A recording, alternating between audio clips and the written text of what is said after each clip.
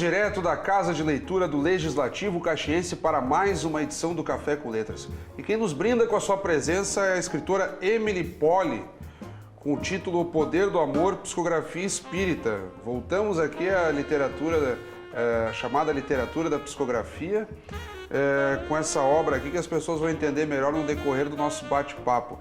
Emily, é um prazer tê-la conosco, a primeira vez na Casa de Leitura, mas ano passado havíamos gravado, ainda quando o programa acontecia no Espaço Cultural Mário Croza.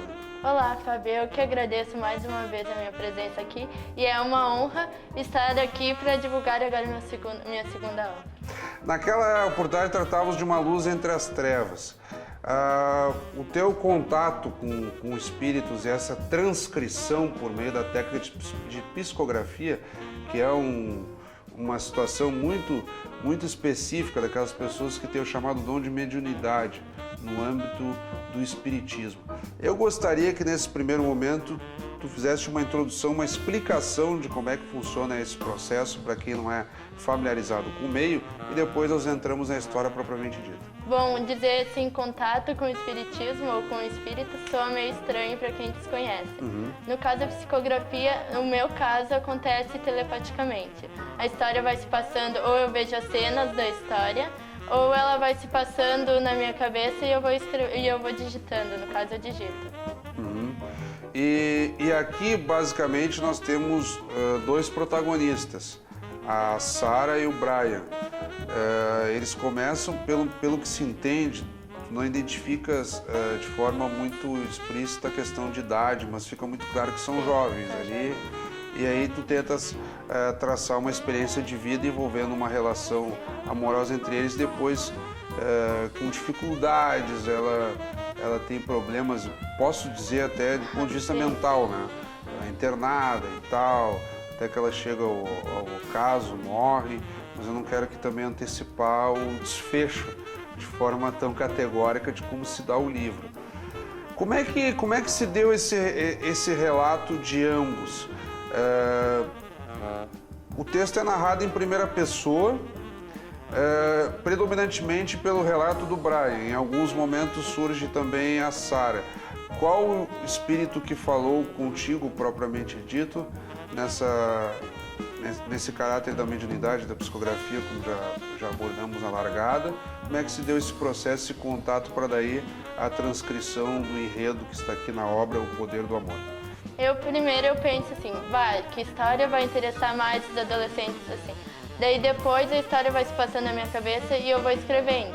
No caso aí ficou bem explícito que foi o Brian que me ditou a história. E daí como que eu acho que interessou mais a mim continuar escrevendo como o Brian, daí só o Brian falou da história. Mas tu tens algum caráter literário nessa construção ou é a pura e simples transcrição? Romance, mas é mais ele narrando pra mim. Sim, mas ok, mas é a transcrição espírita pura e simplesmente ou entra também uma questão autoral tua? De organizar um enredo? Não, é tudo com que ele é editado. E o que a gente pode tirar de maior aprendizado nessa história entre eles? É que o Brian, no caso, ele era um adolescente super sustentado pelos pais, despreocupado, desinteressado. E a Sarah já não, era o contrário. Só que a Sarah era complicada, ela tinha problemas psicológicos e na casa dela também tinha bastante problema. E daí o Brian, que achava que nunca ia conhecer uma guria assim tão diferente dele, acabou ajudando ela. E se tornando uma pessoa um pouco mais madura depois que conheceu ela. Eu não sei como é que é a tua impressão nesse aspecto, mas infelizmente às vezes as pessoas acabam dando mais valor umas às outras ou despertando para a sensibilidade quando momentos de maior dificuldade, que é o caso aqui, né? Nós já tratamos aqui no programa de histórias de vidas semelhantes nesse aspecto. Claro, aqui tem a especificidade espírita, né? Sim. Que é no momento de dor que aí começa a despertar os sentimentos, a admiração. E tu exploras isso muito no decorrer do texto. No caso ali, eu achei mais interessante o fato do Brian ter aprendido com ela. Que depois, ao longo da história, vai acontecendo fatos que ele vai vendo, vai percebendo um valor maior nela, né? E daí ele se arrependendo daquilo que ele não fez, do desinteresse que ele tinha antes. E ela também vai aprendendo a valorizar mais o que ela tinha com ela. E nesse contato espiritual, houve da parte deles só esse relato dessa história ou um intento assim, olha, tu tens que levar adiante esse relato para que as pessoas aprendam de tal e tal forma? Houve esse tipo de comunicação também? Ou o teu contato, digamos, com o espírito do Brian se deteve especificamente a esse enredo que nós temos no livro? Em todas as psicografias que eu faço, elas são ditadas, mas todas elas têm um objetivo, né? Que é a pessoa que lê aprender com ela. Então eu acredito que não houve especificação dizendo é para tirar tal, sei lá, aprendizagem com isso, mas a gente tira. Cada leitor que lê se identifica com alguma parte. É que tem alguns relatos de médiums que colocam isso, me disse que deveria fazer de tal forma e tal. Sim, mas as minhas histórias daí é mais assim, tu lê e tu vai se identificar com alguma parte. E como é que tem sido o retorno das pessoas que vêm conversando? Porque faz um tempo, na verdade, tu vens fazendo alguns lançamentos ao longo do ano. Eu tomei contato propriamente na Feira do Livro. Acabei ali rapidamente dando um abraço na 31ª edição da Feira do Livro de Caxias, em outubro passado. Então já vem circulando, as pessoas têm lido o teu livro. Como é que tem sido o retorno nesse aspecto? As pessoas, mais assim, o choque delas é por eu ser nova, né? 16 anos, que eu comecei a publicar com 16 anos. Tá com 17 agora. Agora é 17. Psicografia, porque pra muita gente isso é uma coisa muito assim, é uma coisa anormal. Mas o retorno foi bom. Os que leram o primeiro, assim, a maioria quis comprar o segundo e conhecer, porque as histórias, assim, se tu for ver, são histórias de qualquer outro livro, só que daí fatos que já aconteceram. E como é que tem sido também, né, nesse processo? Porque, para que as pessoas entendam, vocês têm uma rotina e acabam recebendo muitos relatos, psicografando, então provavelmente tu tem muitas histórias guardadas contigo. Como é que funciona esse critério na hora de escolher o que virá à tona, o que vai ser editado em livro? Primeiramente, eu olho assim o que mais me interessa, né? Porque eu tenho bastante história guardada e como que eu observo as pessoas, como que elas aceitam cada tipo de história e depois eu vou separando, vou selecionando as que eu acho mais interessante primeiro. E na própria psicografia não há digamos, uma preferência? Uma preferência? Eu acredito que não, assim, porque esse livro, Uma Luz Entre as Trevas, ainda que foi o primeiro que eu escrevi, não foi, eu escrevi aquele, mas eu tinha um que eu tinha escrito antes. Mas daí eu deixei guardado aquele outro por preferência minha. E como é que tem se dado a tua própria atuação no meio espírita? Tem sido... Porque tem relatos, por exemplo, eu entrevistava aqui a Adriana Garbim umas semanas atrás, e ela colocava assim, que ela não chega a ter uma atuação frequente nos centros, propriamente dito. Ela simplesmente tem a questão da mediunidade, em dados instantes fica ansiosa, precisa pegar um lápis, uma folha e aí começar a fazer as anotações. Você deve entender muito bem o que eu estou tentando dizer. E aí, enfim, recebe os espíritos e depois acaba editando os livros para levar sempre uma mensagem, né, de conscientização, para que as pessoas aprendam. Tu ficas restrita a esses relatos ou a tua atuação acaba se abrangendo um pouco mais? Sim, a gente espírita, a gente já tem esse lado aí de solidariedade, de fazer ações boas, assim, mas eu ainda fico na escrita, assim, mais na escrita e tento fazer aquilo que eu escrevo, né? Aqueles ensinamentos, porque eu que escrevo, eu já tiro os ensinamentos do livro, porque eu também aprendo com o que eu escrevo. E aqui, voltando à história em si, o Brian passa a ter um processo ali de reconhecimento, eles basicamente se apaixonam, Brian e Sarah. Depois o que passa a ser simplesmente um encantamento juvenil, acaba amadurecendo para um processo em que ele mesmo passa a cobrar, por exemplo, que a própria Sarah dê mais atenção à mãe dela. Deixa transparecer que elas tinham ali uma relação de um certo distanciamento. Então, na tua descrição inicial, tu apresentavas como um adolescente mais desligado, despreocupado. Sim. Esse relacionamento acaba provocando uma alteração muito grande da parte dele, a ponto que depois a própria protagonista, a Sarah, acaba tendo problemas mentais e sendo internada e tal. Que ensinamento se tira disso?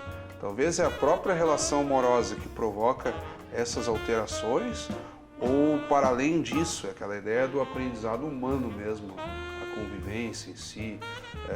Por onde se dá esse amadurecimento desse personagem, na tua opinião, e que poderia então servir de inspiração a quem for ler o texto? Eu acredito que no caso dele, ele tinha os ensinamentos com ele, com o pai, com a mãe, só que ele precisou sentir aquilo que o pai dele e a mãe dele estavam tentando ensinando na Sarah, para provar que ele sentia o mesmo amor por ela. E em contrapartida da própria Sarah, as pessoas vão ler no texto que depois ela chega ao caso, digamos, morre. E aí depois tem toda uma construção ali do próprio Brian no estágio mais avançado da vida dele, já com filhos, contando essa história toda. Então aí as pessoas vão sacar que todo o enredo pode servir, digamos, como o próprio Brian contando para seus filhos lá na frente essa história. Então tem um certo jogo de construção no enredo, e que daí o leitor pode tirar suas próprias conclusões. Eu consegui enxergar dessa forma. A história começa lá na frente, a gente pode entender que ele vem contando aos seus futuros filhos essa história. Esse jogo do enredo que me pareceu bem bacana até, de certo modo. Eu achei interessante também porque eu, quando psicografo, eu não imagino como vai ser o final, sabe? Só quando eu chego no final. E daí me surpreendeu, porque eu não sabia que ele ia conseguir dar a volta por cima, no caso, porque durante a psicografia é tudo uma surpresa. Eu achei interessante por causa que foi um ensinamento tanto para ele quanto para os filhos dele, que ele quis mostrar o que aconteceu porque ele não disse que era com ele, no caso. Os filhos dele vão descobrindo sozinho depois. Foi um ensinamento tanto para ele quanto para os filhos dele. Provavelmente ele ia buscar fazer diferente para os filhos dele. Ele tenta contar de uma forma genérica, né? Depois, sim, claro, você vai contar uma história, mesmo tentando um distanciamento, a riqueza de detalhes e teu próprio comportamento no decorrer da história começa a denunciar para ele. Não é a história, é aquela velha história, um amigo meu tem uma dúvida e tal, e quando a pessoa vai ver, é ele mesmo que tem a dúvida, ela quer responsabilizar alguém para não se comprometer muito, né?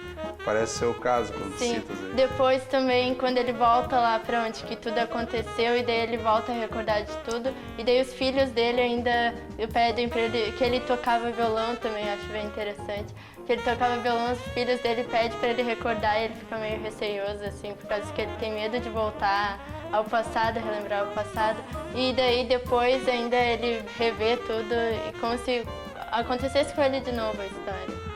Esse parte do violão tem ainda nas primeiras partes do livro, há uma passagem ali que ele faz uma composição, ele está digamos assim, se apaixonando pela Sarah, e daí ele tenta compor uma canção lá meio para que se autoconfortar, porque ela namorava com outro cara, então ele se sente ali meio escanteado, tá? Tem uma passagem nesse sentido no início ainda, né? Ele ajudou também, ele gostava de compor, como que a gente pode ver, e a Sarah ele não conhecia, a Sarah tinha um lado dela que ele não conhecia, ele foi descobrindo depois, que ela também gostava de cantar, no caso, e ele ajudou o irmão dele também na banda, que o irmão dele tinha uma banda, e os pais dele queriam que ele seguisse uma carreira assim que fosse da vontade dos pais dele, e ele queria ser músico, assim, bem interessante. Quanto tempo levou, como é que foi o processo, assim, até tu receberes o contato, começar a fazer as transcrições psicografadas, como é que se deu esse processo, tanto em termos de duração e da tua relação com isso, digamos assim? Ficaste preocupada, apreensiva, curiosa? Como é que se deu? Curiosa a gente sempre fica pra ficar sabendo o final. Mas daí eu fui aos poucos, assim, eu acho que uns 5 meses eu fiz. Que eu não escrevia todo dia, porque também tem bastante compromisso, daí o tempo que eu tinha livre eu tirava pra escrever. Mas eu acho que eu escrevi até um pouco mais rápido, por causa que eu fiquei ansiosa pra saber o final. Interessante. E nessa parte final do programa, eu gostaria de compartilhar conosco relatos nesse sentido. Tu ganhaste algumas premiações e tem digamos assim, arriscado em outras modalidades de escrita também, não só da psicografia. Eu até acho que numa próxima oportunidade nós devemos tratar já da Emily mais pro lado literário, porque aqui basicamente tu não estás produzindo literatura, tu estás reproduzindo uma questão psicografada, é isso, né? Sim, sim. E como é que tem funcionado esse processo e quando teremos, então, tu produzindo literatura propriamente dita? Tu já tens arriscado como uns poemas, contos, de uma forma esparsa, isso ainda não está organizado em livro, né?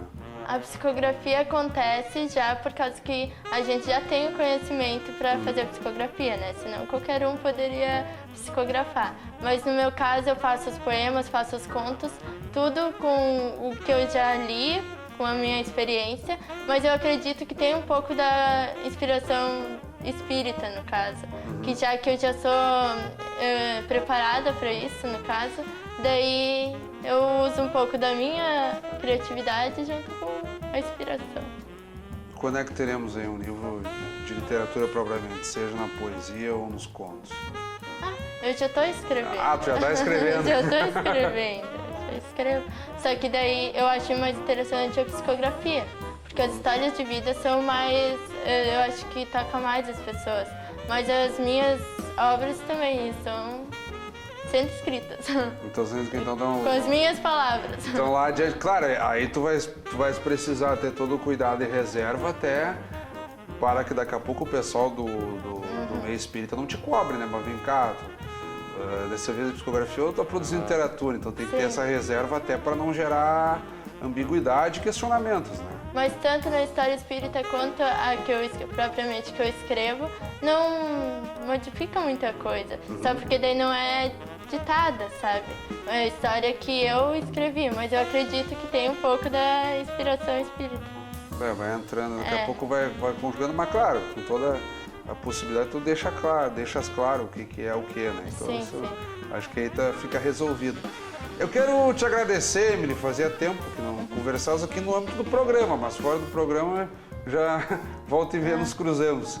Então eu quero que deixar um espaço aí para que tu toque num ponto que não abordamos até aqui, faça tuas considerações, é claro que nós não podemos contar a história toda, e como temos essa peculiaridade de ser uma psicografia, de tratar de uma situação muito específica do meio espírita, temos aqui também que fazer esses detalhamentos todos para que as pessoas entendam como é que se dá esse processo construtivo e no que tomarem contato com a tua obra poderem ler já com uma condição um pouco melhor, né? Vão poder compreender melhor.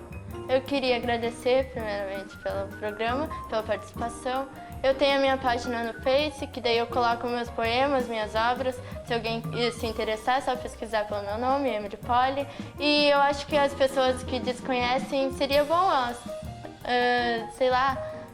conhecer, para elas verem que não é tudo tão sobrenatural. Sim, porque nós temos que deixar claro que isso é um dom, né? Não é basicamente assim o sujeito resolve psicografar, não. Ele tem um dom e até existe uma especificidade na própria disposição cerebral, né? Não é simplesmente, até fazem comparações aqui. A Adriana Garbim nos contava isso, que já fizeram estudos entre pessoas que simplesmente começam a transcrever histórias e aqueles que estão em estágio de psicografia.